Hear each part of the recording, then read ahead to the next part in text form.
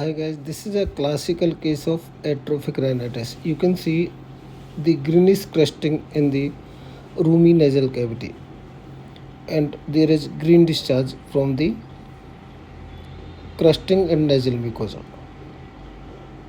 And on CT, there is small sinuses on both sides of the nasal cavity. So, what is atrophic rhinitis? It is a chronic inflammation which leading to atrophy of nasal mucosa and nasal terminates, which present with fetor, that is merciful anosmia, greenish crest on nasal endoscopy, and roomy nasal cavity. It may involve nose, nasopharynx, larynx, and pharynx. It is primarily two types: idiopathic or primary, and secondary. Primary having subtype endarteritis and capillary dilatation type. 80% are endarteritis type. And secondary may be because of syphilis, iatrogenic TB, leprosy, fungal infection, rhinoscleroma, radiotherapy. Now talk about etiopathogenesis. It's common in female, it's common bilaterally, and there is stratified squamous epithelium in spite of normal pseudo-stratified epithelium. There is atrophy of seromucinous glands.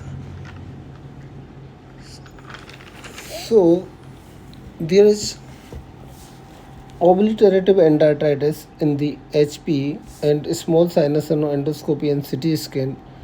This disease is multifactorial, having endocrine, racial factor, hereditary factor. Infectious mainly Klebsiella eugeni, Coccobacillus, and diphtheroids are there. Diagnosis mainly clinical with history taking, and there is fetor and roomy nasal cavity. On endoscopy, you can see thinning of uncinate process, atrophy of nasal mucosa and terminates, and greenish crusting is there. You can do CBC, TPHA, nasal biopsy to rule out other pathologies. Now talk about treatment. Medical treatment mainly alkaline nasal douche. It can be done by hypertonic or normal saline.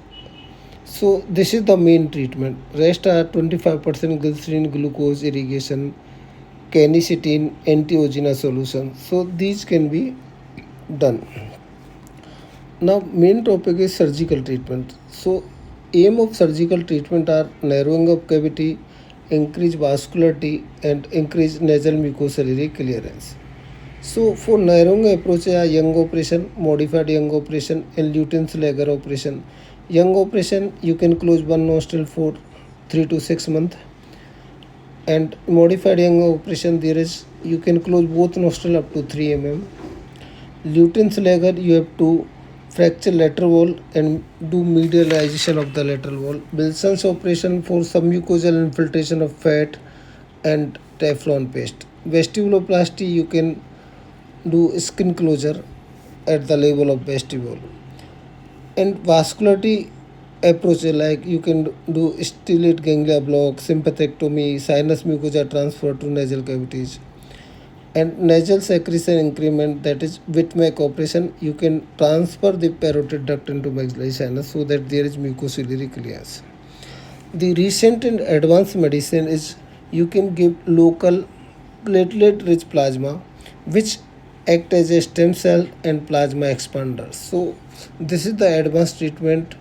I am giving 10 ml platelet rich plasma, that is autologous plasma, in both nostril in both sides. This should be given at the depressions part of the nasal mucosa, whereas there is flat depressions are there. You can infiltrate this platelet rich plasma which act as a stem cells expander and stem cell which act as a stem cell, and it increase the mucous gland populations as well as increase vascularity.